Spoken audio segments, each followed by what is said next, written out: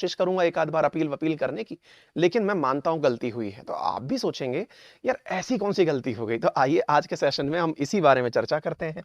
बहुत ही प्यारा सवाल आपके सामने है, सवाल आपके सामने स्क्रीन पर दिखाई पड़ रहा है। सवाल क्या है आइए जानते हैं। साथियों सवाल है, उपयोगकर्ताओं की गोपनीयता अधिकारों का उल्लंघन करने का दावा करने के मुकदमे से निपटने के लिए $85 मिलियन का भुगतान करने के लिए तैयार हुआ है जूम। साथियों आपको कुछ शब्द हैं आज जिनसे आपको रूबरू होते ही रहना है।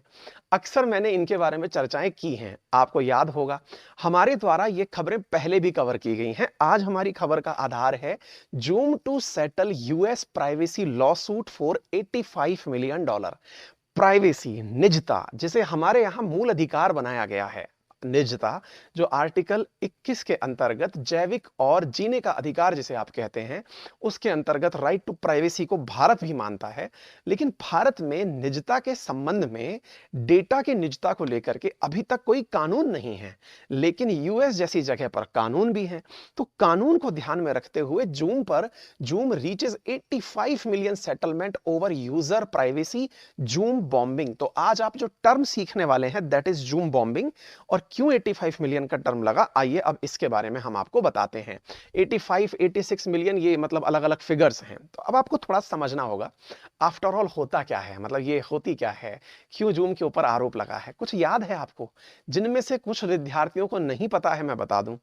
कोरोना काल में जो एप्लीकेशंस इन दिनों सबसे ज्यादा काम में लिए गए, उनमें शायद ही कोई व्यक्ति ऐसा होगा जिसे जूम के बारे में ना पता हो। कोई भी व्यक्ति वर्क फ्रॉम होम कर रहा है, घर बैठ के पढ़ाई कर रहा है, अपने टीचर से मीटिंग रखनी है, तो एक एप्लीकेशन जैसे वंस अपॉन ए टाइम आप लोग व्हाट्सएप यूज किया करते थे या करते हैं, बिल्कुल वैसे ही जूम इस कोरोना काल में इतना जबरदस्त ट्रेंड में आया कि हर व्यक्ति उसके बारे में जिक्र करने लगा। क्यों? क्योंकि घर पर आप बैठे हैं तो आपकी आपसी चर्चाएं कैसे करवाई जाएं, तो इसका एक कनेक्शन बन के आया जूम। जूम के अंतर होता क्या है, ये एक एप्लीकेशन है। इसे आप ऑनलाइन भी यूज कर सकते हैं, आप ऑफलाइन मतलब ऑनलाइन तो यूज कर सकते हैं एप्लीकेशन के माध्यम से भी या वेबसाइट के माध्यम से भी। इस एप्लीकेशन के माध्यम से दूर बैठे हुए लोग आपस में एक दूसरे के साथ प्रॉपर तरीके से विदाउट लैग आप बातचीत कर सकते हैं। ये एक अमेरिकी सॉफ्टवेयर है। अगर आपको याद हो तो जब ये आया था तब मैंने इसके बारे में एक इशू किया था। अब जो आप पुराने विद्यार्थी हैं वो थम्स अप करें अगर उन्हें थोड़ा भी ध्यान आ रहा हो। तो यहां पर ये कहां पर है, हाँ एक विद्यार्थी पूछ रहे हैं, हर्ष सर आप बीमार लग रहे हैं। यार ऐसा तो मत बोलो यार, बीमार नहीं लग रहे हैं, थोड़ा डिफरेंट लग रहे होंगे क्योंकि दूसरे स्टूडियो में है, लगातार जिस तरह से देखने की है ना। हाँ जी, हाँ ये बात इसने जयदीप कुमार ने तो बिल्कुल बता दिया। जबरदस्ती जूम क्लास में एंटर करना, जूम बॉम्बिंग, वेरी गुड बेटा, बहुत सही है। हर्ष जबरदस्ती हमें बीमार कर रहे हैं, ऐसा नहीं है यार, लो मत करो यार, हम तो कितना एकदम स्वस्थ हैं और आपके साथ तो एकदम एनर्जाइज फील कर रहे हैं, ठीक है। अच्छा तो अब आपको अगर याद हो तो मैंने आप लोगों को ये एक न्यूज पढ़ाई थी, अगर ध्यान हो तो थम्स अप करना। आज से 1 साल पहले मैंने ये न्यूज पढ़ाई थी जिसमें मैंने बताया था कि क्यों जूम एप्लीकेशन सुरक्षित नहीं है। इसके बारे में सरकार ने एडवाइजरी जारी करी थी। जूम ऐप क्यों सुरक्षित नहीं है इसके बारे में सरकार ने एडवाइजरी जारी की थी और मैंने इसके ऊपर एक सेशन लिया था, अगर आपको ध्यान हो और आपको याद हो तो। हमारी ऐसे ही मॉर्निंग की क्लासेस आरएनए के अंदर वंस अपॉन ए टाइम मैंने इस प्रकार से, जब मैं बैठ के पढ़ाया करता था तब मैंने आपको यह पढ़ाया है कि भारत के अंदर, ये 16 अप्रैल की न्यूज है, 16 अप्रैल की न्यूज मैंने पढ़ाई है कि जूम ऐप इस्तेमाल करने के लिए गृह मंत्रालय ने कुछ गाइडलाइंस जारी की थी कि भाई जूम एप्लीकेशन यूज करना चाहते हो तो कुछ गाइडलाइंस है जिन्हें फॉलो करना होगा। अगर ध्यान आ जाए तो थम्स अप करना, ये बहुत पहले भी मैंने आपको बताया है, ठीक है। अच्छा अब आप देखिए ये न्यूज भी आपको पुरानी इसलिए याद दिलाई जा रही है, जैसे zoom unsuitable for government secrets, researchers से बीबीसी की न्यूज है जिसमें यह कहा गया था कि जो जूम है वो गवर्नमेंट ऑफिशियल्स के लिए सेफ नहीं है। यह भी एक न्यूज, मतलब जूम जो है वो आज से सुर्खियों में नहीं है, कोरोना काल में सुर्खियों में है। और इसके बारे में तमाम न्यूज मैंने आपको पढ़ाई है। आपको यह भी मालूम होगा मैंने ये न्यूज भी आपको पढ़ाई है कि एक वेबसाइट है डार्क वेब करके, उसमें जूम एप्लीकेशन के जो यूजर्स हैं उनका डेटा मात्र 23 लाख रुपए में उपलब्ध था कि भाई ये फलाना सिंह जो है ये जूम एप्लीकेशन यूज करता है, 23 लाख रुपए में हम बताने को तैयार है। डार्क वेब करके वेबसाइट पर ये सारे डेटा उपलब्ध थे। जूम के अंदर होता क्या है, जो लोग बिल्कुल नहीं जानते हैं, जो देश और दुनिया से एकदम परे हैं, उन्हें मैं बता दूं। जूम एप्लीकेशन एक प्रकार से जैसे आप व्हाट्सएप पर वीडियो कॉल करते हैं तो किसी एक व्यक्ति को देखते हैं। जूम एप्लीकेशन में जब आप वीडियो कॉल करते हैं तो एक साथ कई व्यक्ति आपके साथ कनेक्ट हो सकते हैं जिन्हें आप एक साथ बैठे हुए देख सकते हैं। ये नंबर्स कंपनी के द्वारा लिमिट किए जाते हैं। मतलब जैसे 250 लोग हैं, 150 लोग हैं, आपके फिर प्रोजेक्ट और प्लान के हिसाब से ये नंबर बढ़ाए जा सकते हैं। तो साथियों, ये जो लोग आपको इस समय हाथ हिलाते हुए दिख रहे हैं, अब जरा इसी दृश्य को देखें। हंसने की आवश्यकता नहीं है, केवल इनको देखें। ये सब आपको हाय हेलो कर रहे हैं। ये क्या है साथियों? ये एक जूम मीटिंग चल रही है जिसमें सब लोग अपने अपने प्रेजेंटेशन दे रहे हैं। अब अचानक जरा विचार करो, इनमें से कोई एक प्राणी कोई भी अश्लील दृश्य यहां पर एंटर कर देता है, कोई भी पॉर्न मूवी चला देता है। अभी आप पूछेंगे कि सर बहुत ही आपत्तिजनक शब्द बोल रहे हैं आप। वास्तविकता है भाई, ये चीज समझने की है। कोई भी इनमें से एक प्राणी ऐसा करे कि उठाए और कोई पॉर्न मूवी चला दे, या किसी की मॉर्फ्ड इमेज डाल दे, या फिर कोई ऐसी हरकत कर दे जिससे कि और सभी लोग ऑफेंडेड फील करें, और आपको पता चले कि वो इनमें से कोई नहीं है। अचानक कोई और इसमें एंट्री कर गया और कोई आता है और आकर के वो फट से आपके सामने कोई अश्लील हरकत कर देता है। अब आप सोचेंगे कि यार ये अगर ऐसा हो गया तो सर ये तो वाकई में बड़ा ही मतलब एम्बैरेसिंग होगा, बहुत ही शर्मनाक होगा।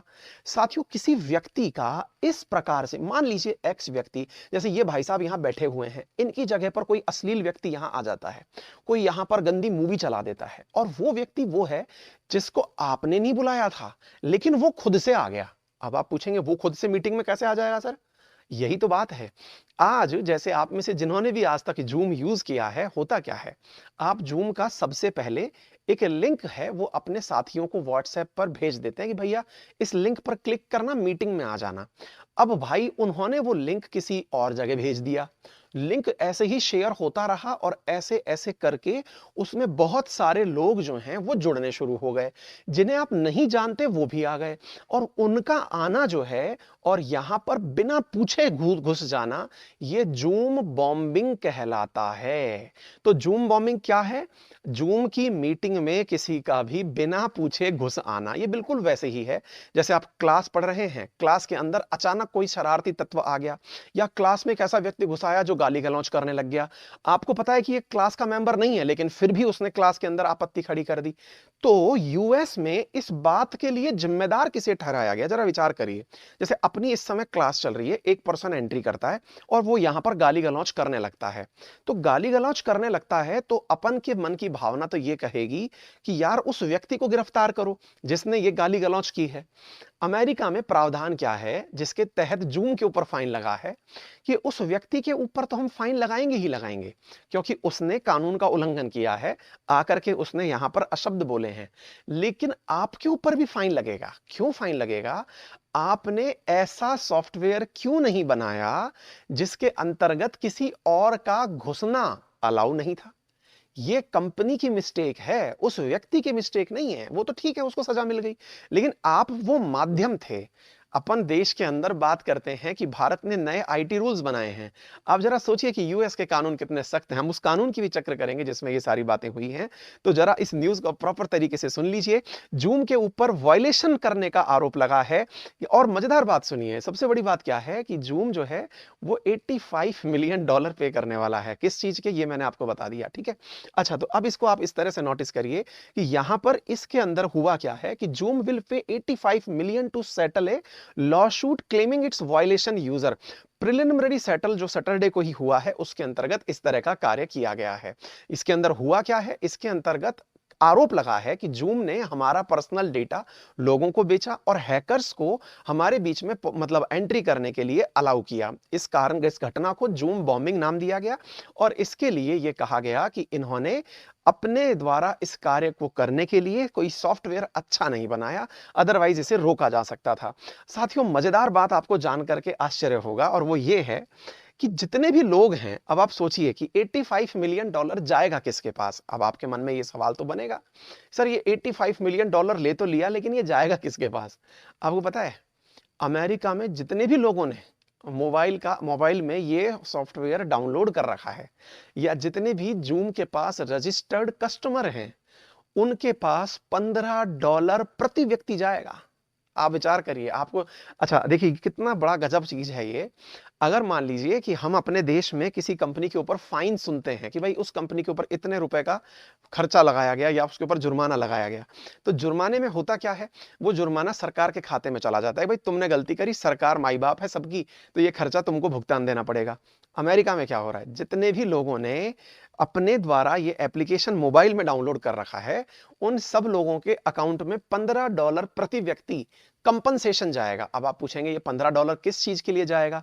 $15 जाएगा इस बात के लिए कि उस व्यक्ति ने अपनी पर्सनल जानकारी, या उसे जूम की वजह से परेशान होना पड़ा, या जूम के पास ऐसी टेक्नोलॉजी नहीं थी कि वो अपने नॉलेज को किसी से शेयर होने से रोक सके, तो इसको ध्यान में रखते हुए जूम के ऊपर आरोप लगाया गया और $15 प्रति व्यक्ति पहुंचेगा। बस अब एक स्टेप दूर और है जहां ये जिरह करने जा रहा है। अगर मन गया तो ठीक है, अदरवाइज पैसा देना तय है।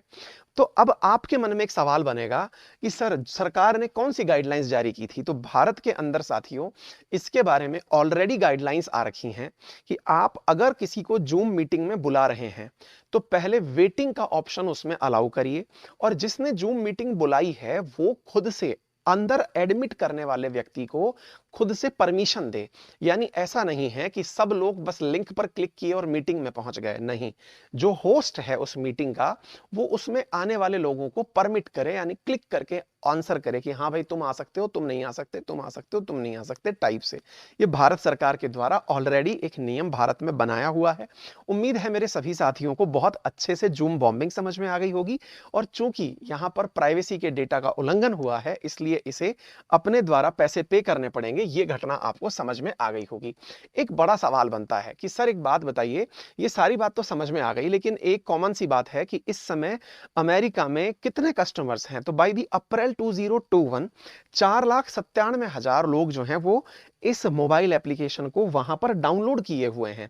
ये डायरेक्ट लिंक से भी जा सकता है, लेकिन जिन्होंने डाउनलोड किया हुआ है उनकी संख्या मैंने आपको बता दी। तो यहां पर ये सारी कारण हुई है। इस समय जूम के सीईओ कौन है?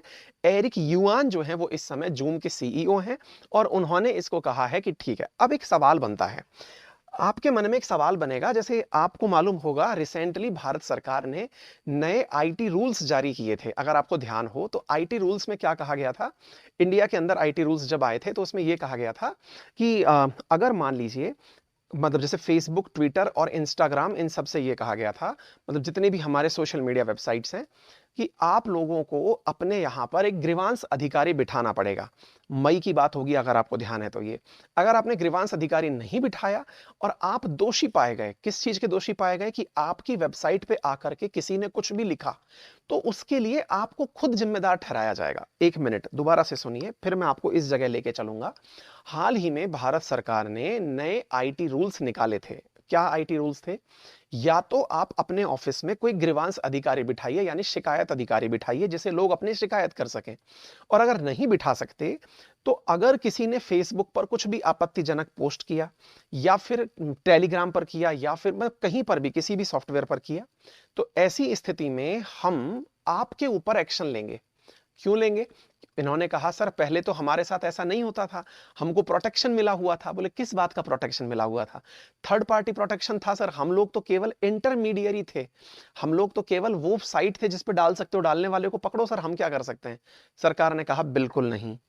आपको मैं बता दूं कि अमेरिका में भी ऑलरेडी एक ऐसा कानून है जिसके तहत जूम को यह प्रोटेक्शन प्राप्त है कि उसके ऊपर किसी ने आकर कोई हरकत की तो जूम को सजा नहीं होगी।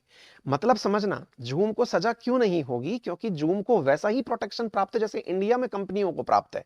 यानी कि यूएस में यह लॉ ऑलरेडी चलता है कि यदि किसी कंपनी की वेबसाइट पर किसी और ने आके कुछ उधम मचाया तो उधमकर्ता को पकड़ा जाएगा, कंपनी को नहीं पकड़ा जाएगा। यह रूल कौन सा कहलाता है अमेरिका में? Section 230 of the communication decency act. ये अमेरिका में ऑलरेडी चलता है, लेकिन इसके बावजूद जूम को पकड़ा जा रहा है। क्यों? बोले वो तो ठीक है, उसकी गलती थी, लेकिन तुमने प्राइवेसी को बचाने के लिए क्या किया? तुम्हारे पास कैसे आ गया? तो ये अपने आप में एक रोचक घटना है, और ये अपने आप में वो घटना है जिससे कि दुनिया को एक एग्जाम्पल मिल गया है। तो इस एग्जाम्पल की वजह से ये जो एक्ट है ना, कम्युनिटी डिसेंसी एक्ट जो है, इसकी वजह से वर्तमान में बहुत से देशों को मोटिवेशन मिल रहा है कि जल्दी से हम भी कुछ ऐसा कर लें ताकि अपने देश के अंदर सब कुछ बढ़िया हो जाए। ठीक है, तो साथियों ये था आपको zoom reaches 85 million settlement over user, ये जूम बॉम्बिंग। उम्मीद है समझ में आ गया होगा सभी साथियों को। यहाँ तक कोई भी प्रकार की दिक्कत अगर आपको हो तो जल्दी से कमेंट बॉक्स में बता दीजिए, मैं सुन रहा हूँ। सेशन को फटाफट अपने साथियों के साथ शेयर कर दीजिएगा।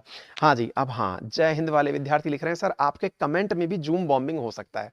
भैया बहुत होता है, हमारा कमेंट बॉक्स तो ओपन ही है इस चीज के लिए, ठीक है ना।